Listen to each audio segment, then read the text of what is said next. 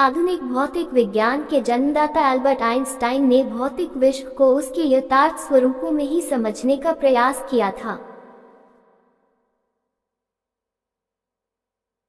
इस संबंध में उन्होंने कहा था कि शब्दों का भाषा को जिस रूप में लिखा या बोला जाता है, मेरी विचार पद्धति में उनकी उस रूप में कोई भूमिका नहीं है।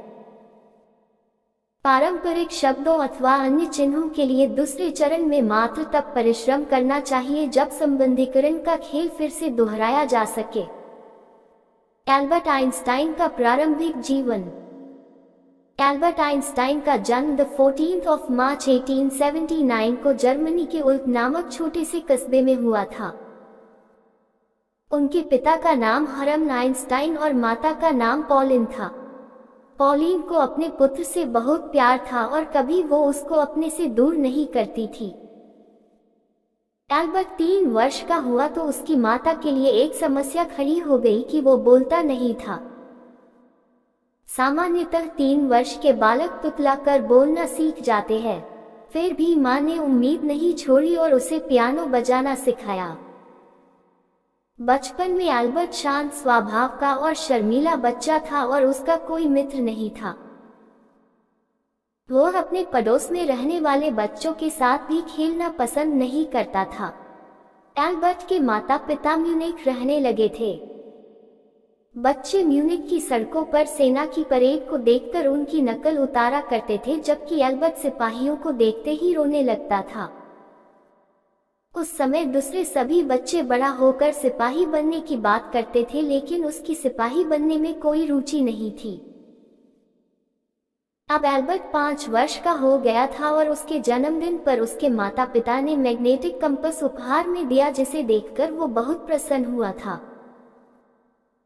जब उस मैग्नेटिक कंपास की सुई हमेशा उत्तर दिशा की तरफ रहती तो उसके दिमाग में प्रश्न आते थे कि ऐसा कैसे और क्यों होता है। एल्बर्ट बचपन से ही पढ़ने लिखने में होशियार था, लेकिन शिक्षकों के साथ उसका तालमेल नहीं बैठता था क्योंकि वो रटंत विद्या सिखाते थे। एल्बर्ट ईसाई नहीं यहूदी था, जिसके कारण स्कूल में ईसाई लग के उसे परेशान करते थे। इसी वजह से उसके दिमाग में अकेलेपन की भावना आ गई थी। उसका बचपन में एक ही मित्र बना था जिसका नाम मैक्स स्टैमले था, जिससे वो अपने मन की बातें करता था और तर्कसंगत प्रश्न करता रहता था। एक दिन एल्बर्ट ने मैक्स से पूछा कि ये ब्रह्मांड कैसे काम करता है। इसका उत्तर मैक्स के पास नहीं था। इस तरह बचपन से उसका भौतिकी में बहुत रुचि रही थी। एल्बर्ट के चाचा जेकब एक इंजीनियर थे, जिन्होंने एल्बर्ट के मन में गणित के प्रति रुचि दिखाई थी। उन्होंने उसे सिखाया था कि जब भी बीजगणित में कुछ अज्ञात वस्तु को ढूंढना चाहते हैं तो उसे बीजगणित में x मान लेते हैं और तब तक ढूंढते रहते हैं जब तक कि पता नहीं लगा लेते हैं। एल्बर्ट जब 15 वर्ष का हुआ तो उसके पिता के कारोबार में समस्याएं आ गई, जिसके कारण उन्हें कारोबार बंद करना पड़ा। अब उसके माता पिता उसको जिम्नेजियम स्कूल में दाखिला दिलाकर नौकरी की तलाश में दूसरे शहर चले गए। अब माता पिता के जाने के बाद एल्बर्ट उदास रहने लगा और उसका पढ़ाई में ध्यान नहीं लगा, इसलिए वो भी अपने परिवार के पास इटली चला गया। इटली में उसने बहुत सुखद समय बिताया। उसके बाद 16 वर्ष की उम्र में एल्बर्ट को स्विट्जरलैंड के एक स्कूल में पढ़ने के लिए रखा गया। यहाँ पर उसने भौतिकी में गहरी रुचि दिखाना शुरू कर दिया और उसे योग्य अध्यापक भी मिले। यहीं पर उन्होंने सापेक्षता का सिद्धांत का पता लगाया था। एल्बर्ट ने ज्यूरिख से स्नातक की डिग्री प्राप्त की थी। एल्बर्ट आइंस्टाइन अध्यापक के रूप में स्नातक की डिग्री लेने के बाद उन्होंने विद्यार्थियों को पढ़ाने के बारे में विचार किया, लेकिन एल्बर्ट के अधिक ज्ञान की वजह से प्रारंभ में उन्हें नौकरी नहीं मिली। सन 1902 में एल्बर्ट आइंस्टाइन को स्विट्जरलैंड के बर्न शहर में एक अस्थायी नौकरी मिल गई। अब उन्हें अपने शोध लेखों को लिखने और प्रकाशित कराने का बहुत समय मिला। उन्होंने डॉक्टरेट की डिग्री प्राप्त करने के लिए मेहनत करना शुरू कर दिया और अंत में उन्हें डॉक्टरेट की उपाधि मिल ही गई। एल्बर्ट आइंस्टाइन वैज्ञानिक के रूप में ज्यूरिख विश्वविद्यालय में उनको प्रोफेसर की नियुक्ति मिली और लोगों ने उन्हें महान वैज्ञानिक मानना शुरू कर दिया। 1905 में 26 वर्ष की आयु में उन्होंने सापेक्षता का सिद्धांत प्रतिपादित किया, जिसने उन्हें विश्वविख्यात कर दिया। इस विषय पर उन्होंने केवल 4 लेख लिखे थे, जिन्होंने भौतिकी का चेहरा बदल दिया। इस सिद्धांत का प्रसिद्ध समीकरण E=mc2 है, जिसके कारण ही परमाणु शक्ति प्राप्त हो सकी।